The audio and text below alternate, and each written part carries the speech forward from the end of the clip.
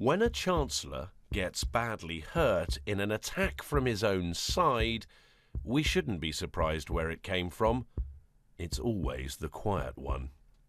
Iain Duncan Smith and George Osborne were never bosom buddies, and they're on the opposite sides of the EU referendum divide. But for nearly 6 years, they've worked together in government, delivering welfare reform and savings. Last July, when the Chancellor announced a living wage, those currently on the minimum wage will see their pay rise by over a third this Parliament. It had no bigger fan. And whilst in polling there was popular support for balancing the books and reforming welfare, there was also angry protest, especially from disabled people who passionately believed they'd been targeted unfairly and disproportionately. The deepest wound a Work and Pension Secretary could inflict on his own government would be to say that they had a point. And now he has. And it was never meant to be like this. On Wednesday we were touted a budget that would be dull, not much wriggle room or rabbits, sugared or otherwise. Nonetheless, the Chancellor and wannabe PM was bullish.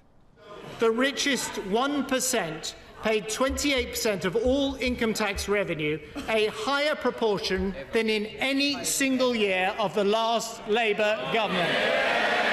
Proof that we are all in this together.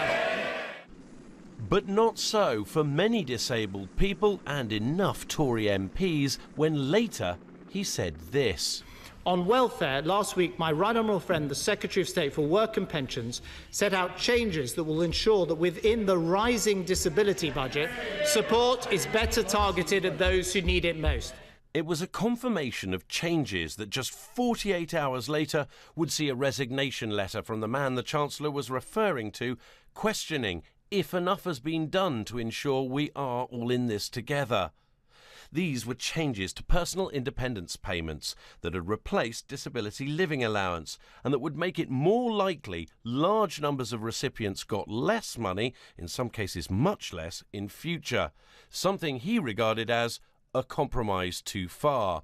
According to Mr. Duncan Smith, the changes had been demanded because too much emphasis on money-saving exercises and that his welfare to work reforms could not be repeatedly salami-sliced.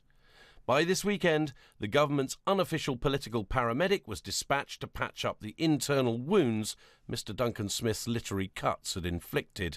The budget proposals were endorsed by the whole Cabinet on Wednesday morning before the Chancellor presented them to Parliament, and he was obviously part of that process. These proposals came from his department. And the PM's response to the letter stressed, that is why we collectively agreed, you, Number 10 and the Treasury, proposals which you and your department then announced a week ago. In the hours after the budget, amid angry rumblings from the backbenches, suddenly the government were describing an announced policy as something that has been put forward, there has been a review, there has been a suggestion. And the suggestion the next day from the PM hinted nothing was fixed. We're going to discuss what we put forward with the disability charities and others, as the Chancellor said today, and make sure that we get this right. It's important. It is important that this increase in money goes to the people who need it the most. The problem is the internal party concerns were that it looked like money was going to those that didn't need it most. The headline rate of capital gains tax currently stands at 28%. Today I'm cutting it to 20%. And I'm cutting the capital gains tax paid by basic rate taxpayers from 18% to just 10%. Iain Duncan Smith said the disability reforms couldn't be defended within a budget that benefits higher-earning taxpayers. I'm told this was the most toxic aspect for a large number of Tory MPs, and that he was not the only Conservative in government who'd considered resignation over this. But not everyone was sorry to see him go. The problems have been at the heart of the DWP.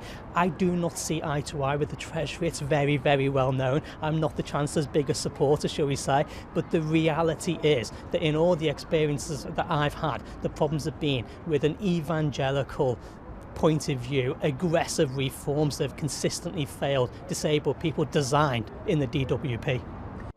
As Stephen Crabb takes on Work and Pensions, Mr. Duncan Smith is out of a job.